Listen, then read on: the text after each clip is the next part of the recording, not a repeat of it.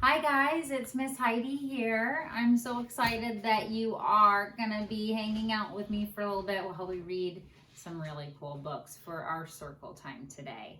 As you can see, Zoe came to hang out with us while we're doing our videos. She is just a huge fan of this new activity that we get to do together. Today, I'm really excited to share with you again some of my super favorite books.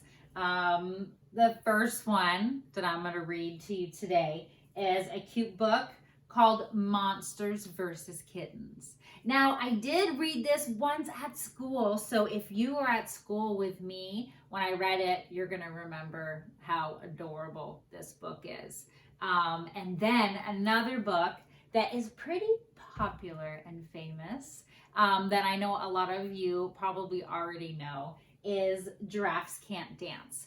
But it's just one of my favorite books to read. So I'm excited to read that one to you today. I just love reading books and especially children's books with my son. So I'm really excited to share this one with you today. So if you haven't heard of this one, it's a really cool book about using your imagination.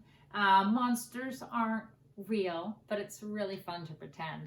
And if we were to pretend that monsters, were real, then this is a fun book that lets us know how they are different from kitty cats. Look at this cat on the back. Can kitty cats hold ice cream cones? No, not in real life. But this book is really about using your imagination and having fun. So, Monsters versus Kittens by Danny Jones. I hope you enjoy it just as much as I do. Excuse me. Oh my goodness, look at this giant monster with all the kittens on his back. How cute is that?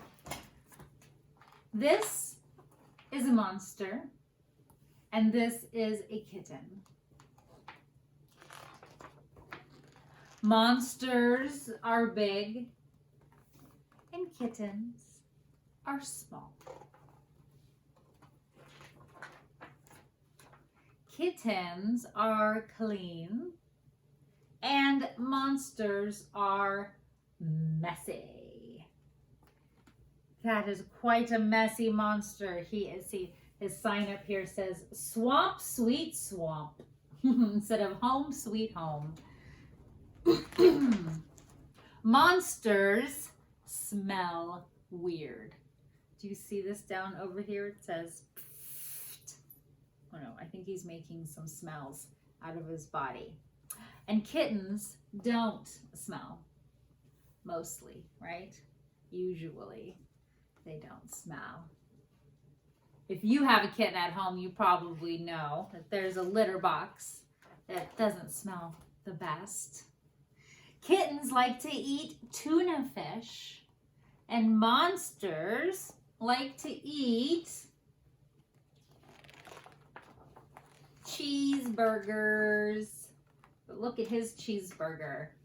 Do you see all those interesting little ingredients that are inside of his cheeseburger? I see a worm. I think I see some feathers falling out. That sounds like an interesting cheeseburger. Kittens like mice, and monsters do not. Squeak! Monsters like to swim, and kittens do not. Where is that kitten in this picture? Can you find it? Kitten is right on that monster's tail, trying not to get wet. You would think that monsters and kittens have nothing in common whatsoever, right?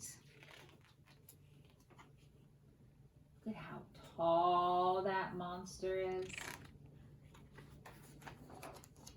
They are both warm and cuddly, and they love to climb trees.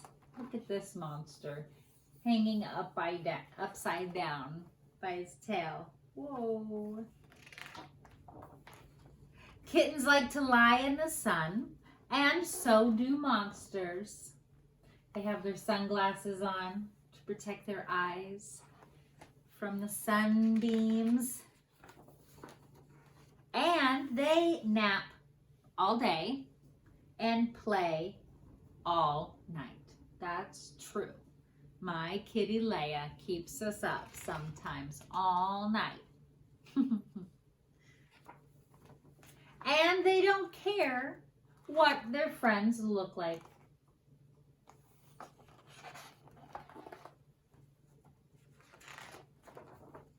Kittens like monsters, and monsters like kittens.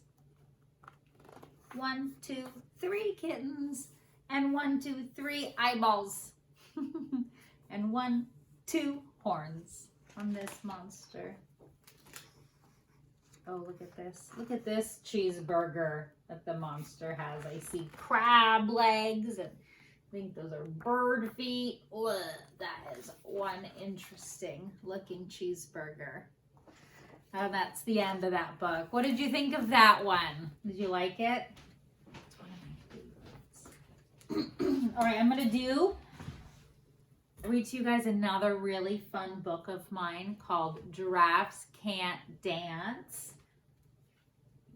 Excuse me. It's a scholastic book by Giles Andre and Guy Parker Reese.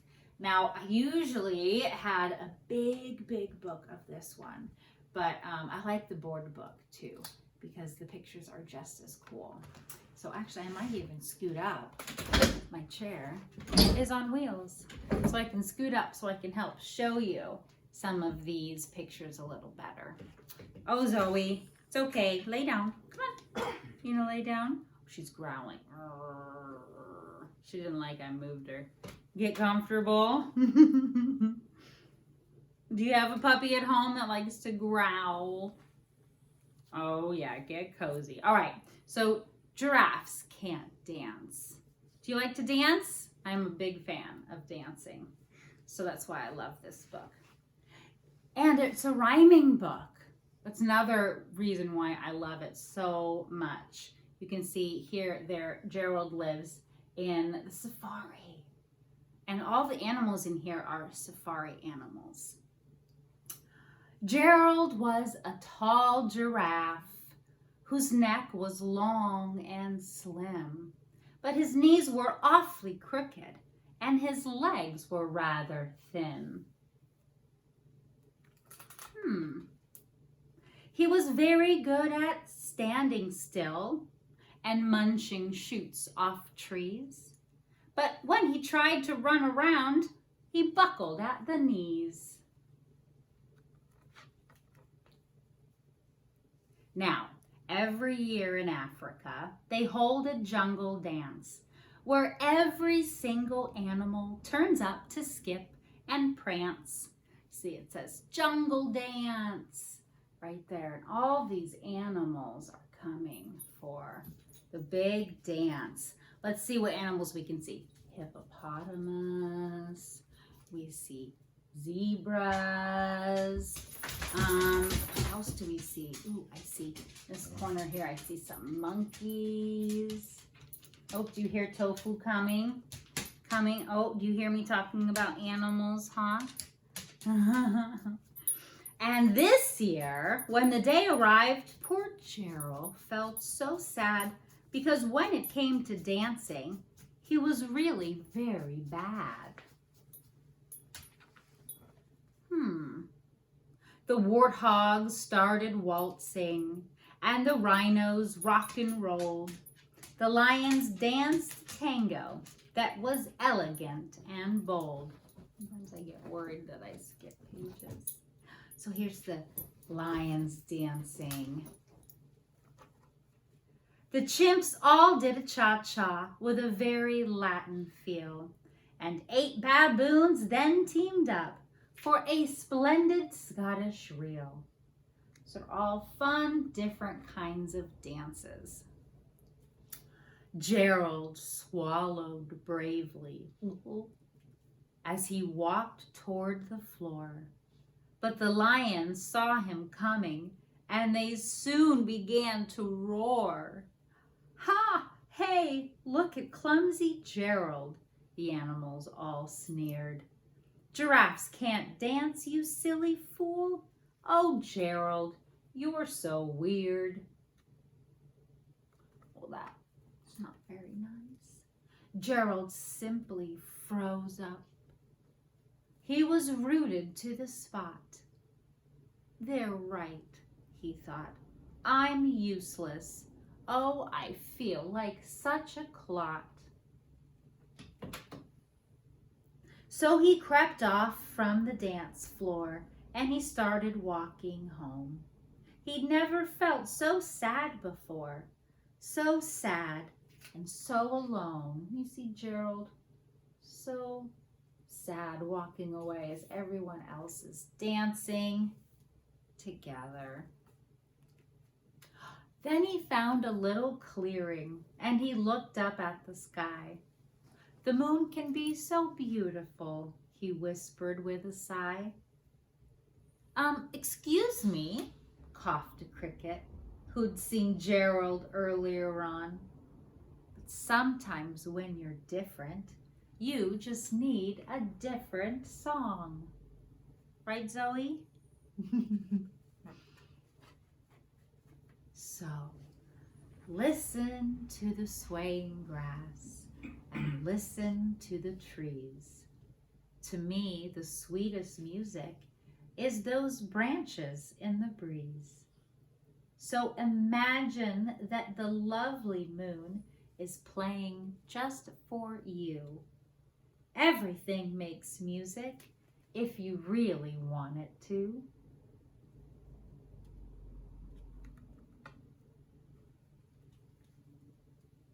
With that, the cricket smiled and picked up his violin. Then Gerald felt his body do the most amazing thing. His hooves had started shuffling, making circles on the ground. His neck was gently swaying, and his tail was swishing round.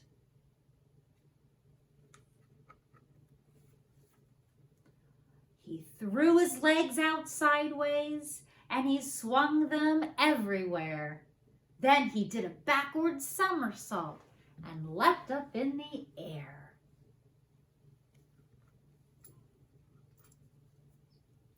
Gerald felt so wonderful, his mouth was open wide. "I'm dancing. Yes, I'm dancing. I'm dancing," Gerald cried. Then, one by one, each animal who'd been there at the dance arrived while Gerald boogied on and watched him, quite entranced. They shouted, "It's a miracle. We must be in a dream. Gerald's the best dancer that we've ever seen." "How did you learn to dance like that? Please, Gerald, tell us how." But Gerald simply twirled around and finished with a bow.